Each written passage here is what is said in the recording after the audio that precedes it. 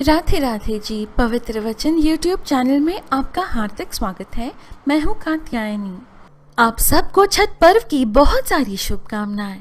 भक्तों, हमेशा की तरह जय छठी मैया की लिखकर कमेंट अवश्य करें और यह वीडियो अच्छी लगे तो लाइक करना ना भूलें। यदि आपने अभी तक हमारे चैनल को सब्सक्राइब नहीं किया है तो अभी सब्सक्राइब भी कर दें। जय छठी मैया की। भक्तों, छठ पूजा में छठी माता या षष्ठी देवी की पूजा की जाती है। यह भगवान सूर्यदेव की पत्नी है। सूर्योदय और सूर्यास्त की देवियां देवी उषा और देवी प्रत्युषा को छठी मैया के रूप में पूजा जाता है। छठ पर्व कार्तिक मास के शुक्ल पक्ष की षष्ठी तिथि को मनाई जाती है। यह व्रत संतान की प्राप्ति, संतान की रक्षा व दीर्घायु के लिए रखा जाता है और संपूर्ण मनोकामनाओं की पूर्ति के लिए भी यह व्रत रखा जाता है। रामायण काल में भगवान श्री राम जी और मैया सीता दीपावली के दिन अयोध्या लौटे थे और छठे दिन यानी षष्ठी तिथि को मैया सीता ने यह व्रत रखा था, जिसके फलस्वरूप उन्हें लव कुश पुत्र प्राप्त हुए। महाभारत में लखगढ़ से बच निकलने के बाद द्रौपदी जी और माता कुंती ने भी यह व्रत रखा था। मान्यता है कि भगवान सूर्यदेव की माता अदिति जी ने भी छठ पूजा किया था। एक कथा के अनुसार प्रथम देवासुर संग्राम में जब असुरों के हाथों देवता हार गए थे, तब देव माता अदिति ने तेजस्वी पुत्र की प्राप्ति के लिए देवारण्य के देव सूर्य मंदिर में छठी मैया की आराधना की थी। तब प्रसन्न होकर छठी मैया ने उन्हें सर्वगुण संपन्न तेजस्वी पुत्र होने का वरदान दिया था। इसके बाद अदिति के पुत्र हुए त्रिदेव रूप आदित्य भगवान, जिन्होंने असुरों पर देवताओं को विजय दिलाई। छठ पूजा साल में 2 बार होती है, कार्तिक मास और चैत्र मास में। षष्ठी माता को माता कात्यायनी के नाम से भी जाना जाता है, क्योंकि नवरात्रि के छठे दिन माता कात्यायनी की पूजा की जाती है और घर परिवार के सभी सदस्यों के सुरक्षा एवं स्वास्थ्य लाभ के लिए यह षष्ठी माता की पूजा की जाती है। आइए अब एक कथा सुने, कैसे छठ माता ने अपनी भक्तों की रक्षा की। बहुत समय पहले एक हंसता खेलता परिवार रहा करता था। उस परिवार में बूढ़ी अम्मा का बेटा और इसकी बहू थी। बूढ़ी अम्मा छठ माता की परम भक्त थी और हर साल पूरे श्रद्धा और विश्वास के साथ छठ माता का व्रत करती थी। परंतु बहू नए विचारों वाली थी। वो पूजा पाठ में विश्वास नहीं करती थी। एक बार जब बूढ़ी अम्मा छठ पूजा करने की तैयारी कर रही थी, बूढ़ी अम्मा का बेटा आम की लकड़ी तोड़कर ला रहा था। बाजार से पूजन के लिए सामग्री लेकर आ रहा था। ये सब देखकर बूढ़ी अम्मा की बहू अपनी सासू अम्मा पर हंसने लगी और कहने लगी, अम्मा, दुनिया कहाँ से कहाँ चली गई है। लोग आसमान को छू रहे हैं और आज भी आप इतनी अंधविश्वासी हो। पढ़ी लिखी बहू के वचनों का छठ मैया के परम भक्त बूढ़ी माई पर कोई असर नहीं हुआ। वो तो बस अपने धुन में मस्त थी। छठ पूजा करने को बूढ़ी माई तैयार हुई, परंतु बहू बोली, ये सब बेकार है माई। इस उम्र में 3 दिन भूखी रहोगे, अपने आप पर मुसीबत लाओगे। भूख प्यास से न जाने क्यों लोग खुद को सताते हैं। नई बहू की ये बातें सुनकर उसके भोलेपन पर बूढ़ी माई मुस्कुराने लगी। उसने कहा, अरे बहू, शादी के बाद मेरी संतान नहीं हो रही थी, तब मैंने इसी छठ व्रत को किया था, तो छठ मैया ने मेरी पुकार सुन ली। और तुझे पता है बहू, ये तेरा पति भी छठ मैया का ही प्रसाद है। यह अंधविश्वास नहीं है बहू, माता का कण कण में निवास है। मेरी बात मान ले बहू, तू भी मेरे साथ छठ व्रत को कर। छठ मैया तेरी भी गोद जरूर भर देगी। मगर वो नए युग की नई सोच वाली बहू किसी की कहाँ सुनने वाली थी। वो मुंह टेढ़ा करके सासू अम्मा से बोली, मुझको कौन सा दुख है माई, मैं पूजा पाठ नहीं करने वाली। सुंदर पति मिला है, जीवन में हर सुख मिला है, आलीशान घर है, दिन रात मस्त रहती हूँ। पूरे गांव में मुझ जैसा धनवान कहाँ। कर्म प्रधान है सासू माँ, कर्म प्रधान है इस दुनिया में, बाकी सब बेकार की बातें हैं। सासू माँ के लाख समझाने के बाद भी बहू को उन बातों का कोई असर नहीं हो रहा था। वो नास्तिक थी, बार बार छठ माता की बुराई करती जा रही थी। तब उसका पति वहां आया। उसने भी उसे समझाने की कोशिश की। उसने कहा, देखो प्रिय, देवी देवता के प्रति अहंकार करना ठीक बात नहीं है। तुम भी व्रत करने में माताजी का सहयोग करो। लेकिन वह अपने पति के बात भी मानने को तैयार नहीं थी। सीधे सीधे बोल दी कि ना जी ना, मुझे नहीं पड़ने इस अंधविश्वास के चक्कर में। पति भी थक गया उसे समझाते समझाते। वो बोला, ठीक है बाबा, तुम्हें जो मर्जी वो करो।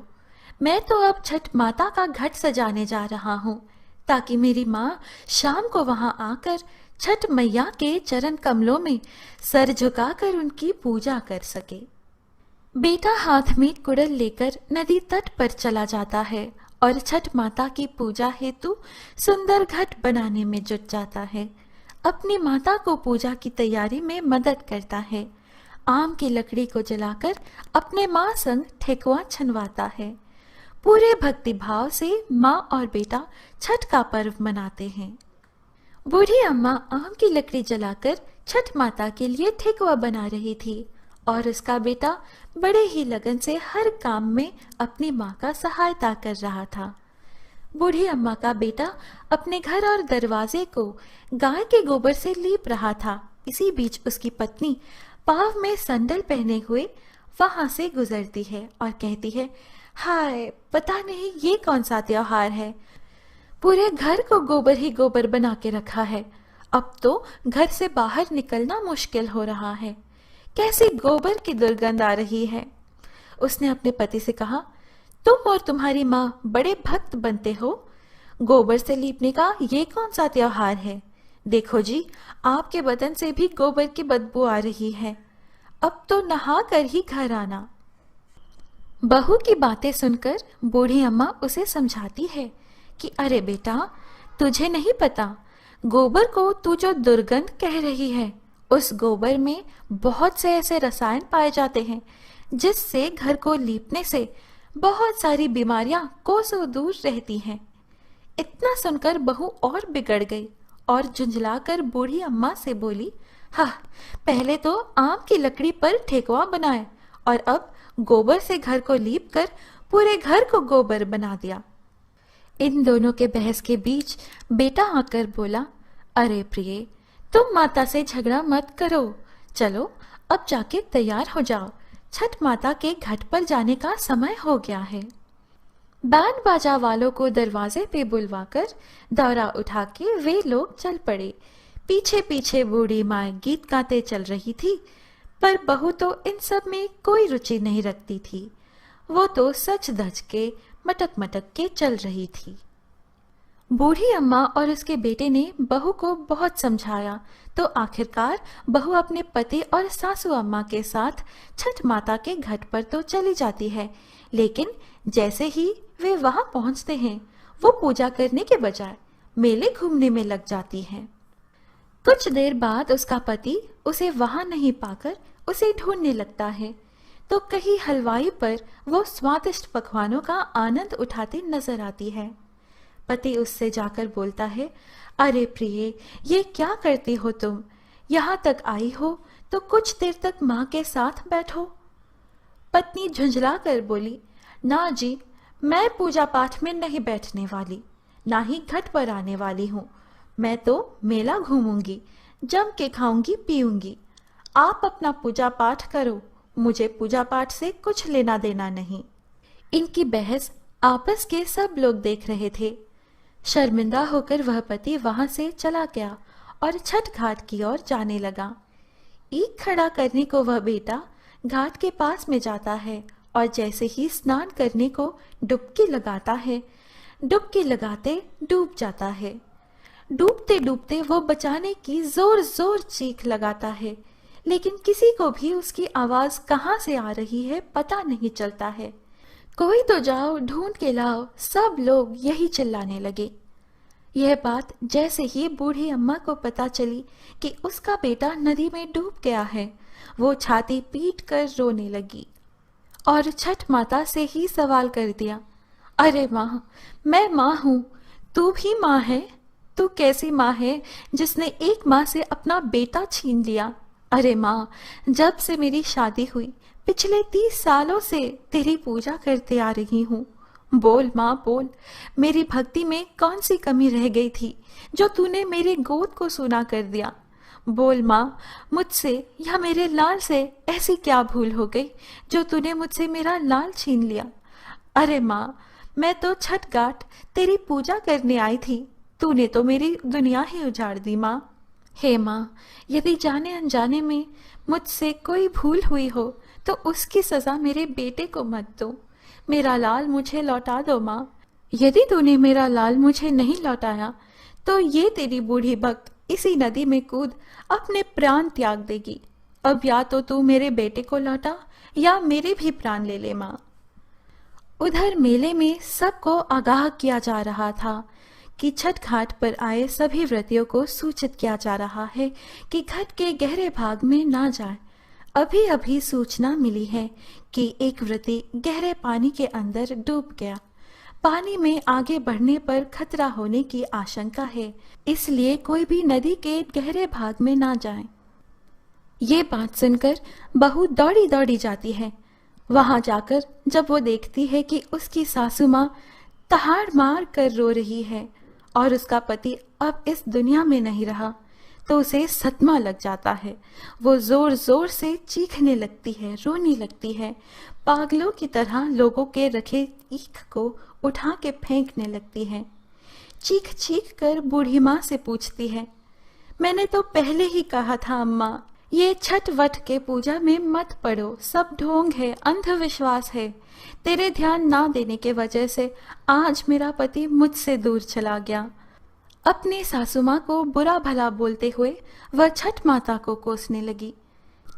इस घटना को देखकर जितने भी छठ व्रती थे सबकी सांसें रुक जाती हैं।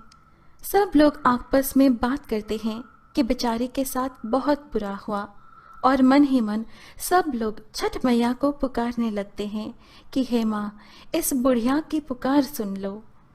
छठ माता तो है ही दयालु। माता कभी अपने भक्तों को उदास नहीं करती, कभी उन्हें बेसहारा और उदास नहीं छोड़ती। इधर पुत्र वियोग में व्याकुल बूढ़ी माँ जैसे ही पानी में जान देने के लिए जाती है, वैसे ही नदी के अंदर से एक लहर उठती है और वो लहर किनारे की तरफ जोर से आती है। उसी लहर में से उस बूढ़ी माँ का बेटा बाहर निकल आता है। इस दृश्य को देखकर घाट पर खड़े सब लोगों की आंखें खुली की खुली रह जाती हैं। सबकी आंखों में खुशी के आंसू आ जाते हैं। अपने बेटे को पुनः पाकर बूढ़ी अम्मा खुशी से जोर जोर से रोने लगी और बहू भी खुशी के आंसुओं को रोक न पा रही थी। यह सारा दृश्य चल ही रहा था कि बादलों की तेज आवाज के साथ एक आकाशवाणी हुई।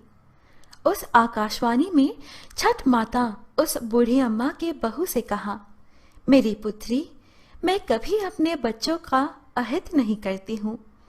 मैंने तुम्हारी आंखों से अज्ञान का पर्दा हटाने के लिए तुम्हारे पति को पानी में डुबोया था। पुत्री, मैं सदैव अपने भक्तों की रक्षा करती हूँ। इस कलयुग में जो भी भक्त पूरे भक्तिभाव से मेरी पूजा करता है, उसकी सारी मनोकामनाएं पूर्ण करती हूँ। इतना कहकर छठ माता अंतर ध्यान हो गई। घाट पर मौजूद सारे लोग छठ माता के नाम के जय जयकारे लगाए। दोस्तों, आपको ये कथा कैसी लगी? लाइक और कमेंट करके ज़रूर बताइएगा। इस तरह के और वीडियोस पाने के लिए हमारे चैनल पवित्र वचन को सब्सक्राइब कर लें। अभी मुझे इजाज़त दीजिए, हम फिर मिलेंगे अगली वीडियो में। जय छठ माता की।